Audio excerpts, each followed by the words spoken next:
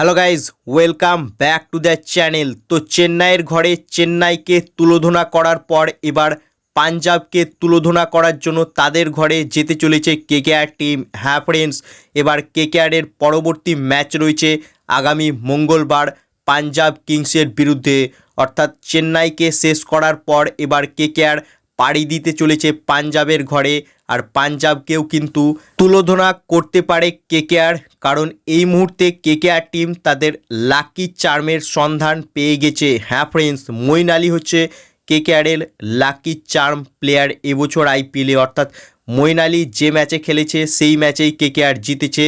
তাই পাঞ্জাবের বিরুদ্ধেও মঈন আলীকে একাদশে কিন্তু খেলাতে চলেছে কেকেআর টিম, এবং সেই ম্যাচেও কিন্তু পাঞ্জাবকে হারাবে কেকেআর। অর্থাৎ ইন হবে আর পাঞ্জাব আউট হবে। আগামী মঙ্গলবার কিন্তু ধামাকা ম্যাচ হতে চলেছে। অর্থাৎ কেকেআরের গতবারের চ্যাম্পিয়ন ক্যাপ্টেনের সামনে মুখোমুখি হবে কেকেআর টিম, অর্থাৎ শ্রেয়াস আয়ার বনাম কেকেআর। আগামী মঙ্গলবার কিন্তু ধামাকা ম্যাচ হতে চলেছে আইপিএলে। কেকেআর কিন্তু চেন্নাইকে যেভাবে হারালো সেরকমই কিন্তু পাঞ্জাবকেও আগামী ম্যাচে হারাতে পারে কেকেআর টিম, কারণ কেকেআর তাদের সঠিক একাদশ খুঁজে পেয়েছে। কারণ মঈন আলী যদি কেকেআরের একাদশে খেলে তাহলে কেকেআরের ব্যাটিংও একটা এক্সট্রা বাড়ছে এবং বোলিংয়েও মজবুত হচ্ছে, কারণ মঈন আলী কোনো ম্যাচেই খারাপ পারফরমেন্স করেনি বল হাতে।